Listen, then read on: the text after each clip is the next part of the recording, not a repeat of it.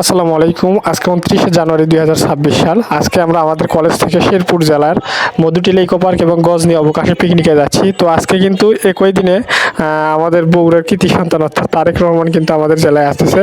সে কিন্তু আমার উপজেলারই লোক। তো আলাদা কিন্তু একটা টান আছে, ভালো মন্দ সেগুলো পরের বিষয়, আলাদা কিন্তু একটা টান আছে। তো ভাবলাম যে তাকে কিন্তু দেখে আমি পিকনিকে চলে যাব। তো এরপর আমি জুতো চয়েস করতে আসছি, দেখতে পাচ্ছেন এখানে আমি জুতো কিনবো। তো জুতো কেনাকাটা শেষ করে আমি ভাবলাম যে হচ্ছে আলতাফুন্নেসা খেলার মাঠ দিকে যাবো। সেই জন্য আমি কিন্তু এখন আছি হচ্ছে সাতমাথাতে। তো সাতমাথায় দেখতে পাচ্ছেন অনেক কিন্তু ক্রাউড। তো ওর পাশেই কিন্তু হচ্ছে সাতমাথার পাশেই কিন্তু হচ্ছে আলতাফুন্নেসা খেলার মাঠ। সেখানে কিন্তু তারেক রহমান আসবেন এবং হচ্ছে কি বক্তব্য প্রদান করবেন। তো দেখেন কত মানুষের ভিড়। বগুড়ায় কিন্তু সব সময় কিন্তু এর থেকে বেশি জ্যাম লেগে থাকে, এখানে অনেক কিন্তু ভিড় হয়। আজকে হচ্ছে নিরাপত্তা কর্মীদের কারণে কিন্তু একটু হচ্ছে যানজট কমে গেছে, তারপরে কিন্তু অনেক কিন্তু ভিড় দেখতে পাচ্ছেন।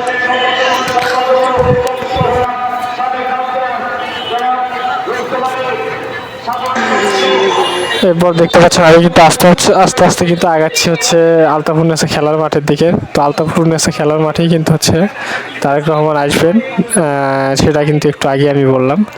তো দেখেন অনেক মানুষের কিন্তু ভিড় এবং অনেক মানুষের কিন্তু হচ্ছে কি ক্রাউড, ঠিক আছে। তো অনেক দিন প্রায় হচ্ছে দীর্ঘ 17 থেকে 19 বছর পর হচ্ছে তারেক রহমান আমাদের বগুড়া জেলায় আসতেছে। এটা কিন্তু বগুড়ার মানুষের জন্য খুশির একটা সংবাদ, এটা বলা যেতেই পারে। তো দেখতে পাচ্ছেন অনেক কিন্তু নিরাপত্তা কর্মীরা আসছে এবং তারা হচ্ছে তাদের ডিউটিগুলো পালন করতেছে। সেই নির্দেশ অনুযায়ী আপনাদের অবস্থান থেকে আপনাদের কাজ করবেন এবং আইন শৃঙ্খলা রক্ষাকারী বাহিনীদেরকে আপনারা সহযোগিতা করবেন, সংবাদ কর্মী ভাইদেরকে আপনারা সহযোগিতা করবেন। প্রিয় ভাইরা, মিছিলে যারা আসছেন দয়া করে কেউ সামনে আসার চেষ্টা করবে না। সামনে বসে আছে তাদেরকে দয়া করে মিছিলে যারা এসেছেন জাতীয়তাবাদী ছাত্রদল সংগ্রামী সভাপতি হাবিবুর রশিদ চন্দান, সংগ্রামী সাধারণ সম্পাদক এবার হাসান পলাশের নেতৃত্বে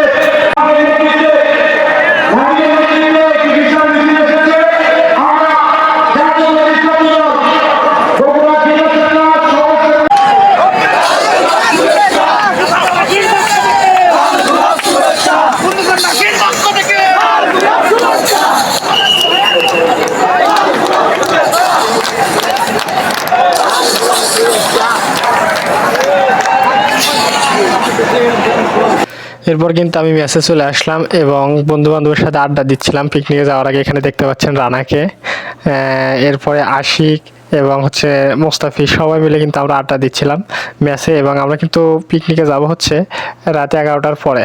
তো সেজন্য এখানে ওয়েট করতেছিলাম এবং গল্প করতেছিলাম, মজা করতেছিলাম, পিকনিকে গিয়ে কী করবো, অনেক কিছু স্মৃতিচারণ করলাম। যে হচ্ছে আগের কথাগুলো, অনেক গল্প গুজব হলো এবং পিকনিকে গিয়ে কী করবো সেগুলো কিন্তু আমরা হচ্ছে গল্প গুজব করতেছিলাম একসাথে বসে। এরপর হচ্ছে আমরা রাত 11টার দিকে প্রায় হচ্ছে বের হয়ে গেলাম। তো আমরা হচ্ছে পিকনিকে যাওয়ার উদ্দেশ্যে বেরিয়ে পড়ছি। তো একটু পরেই শুনতে পারলাম যে তারেক রহমান এই পথ দিয়ে যাবে কালের বাজার দিয়ে হচ্ছে সাতমাথাতে আলতাফুন্নেসা খেলার মাঠে। তো ভাবলাম যেহেতু হচ্ছে ভাগ্যে লিখে রাখছে আল্লাহ তাআলা, তাহলে একটু তারেক রহমানকে দেখেই যাই। তো সত্যি বলতে যখন আমি তারেক রহমানকে দেখলাম কাছ থেকে দেখার পরে, যেহেতু আমার নিজের উপজেলার একজন মানুষ, দেখার পর কিন্তু অন্যরকম একটা আবেগ কাজ করছে। তো যখন দেখি নাই কিংবা দেখার ইচ্ছা জাগে না তখন কিন্তু এরকম কোনো আবেগ কাজ করে নাই, কিন্তু যখন সামনে আসছে তখন কিন্তু অন্যরকম একটা ভালো লাগা আবেগ কাজ করছে, ঠিক আছে। তো সব মিলিয়ে দেখা শেষ করে আমরা কিন্তু আমাদের হচ্ছে পিকনিকের উদ্দেশ্যে চলে যাব। তো একটু পরেই দেখতে পাবেন যে হচ্ছে তারেক রহমান কিন্তু এই পথ দিয়ে যাবেন। তো সেজন্য আমি ওয়েট করতেছিলাম তাকে এক নজর হচ্ছে দেখার জন্য।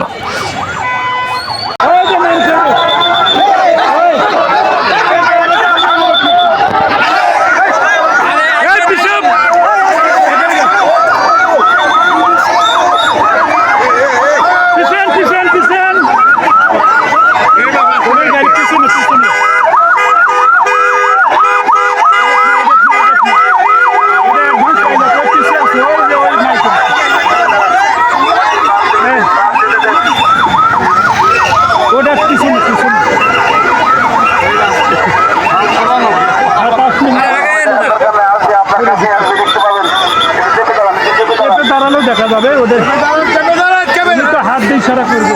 হ্যাঁ করবে তো, ওই পিছনে পিছনে পিছনে।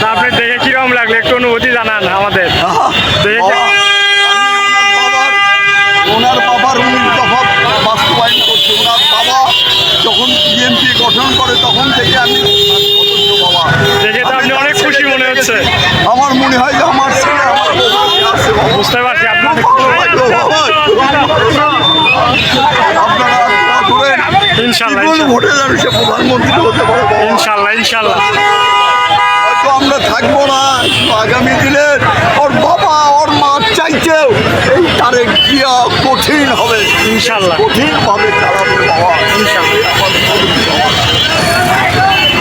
এরপর দেখা শেষ করে কিন্তু আমরা সবাই পিকনিকের উদ্দেশ্যে রওনা দেবো এখন, এবং পিকনিকে গিয়ে কী কী করলাম এবং কী কী মজা করলাম, কী কী স্মৃতিচারণ করলাম সেগুলো কিন্তু আমি পরবর্তী ভিডিওটা দেখাবো।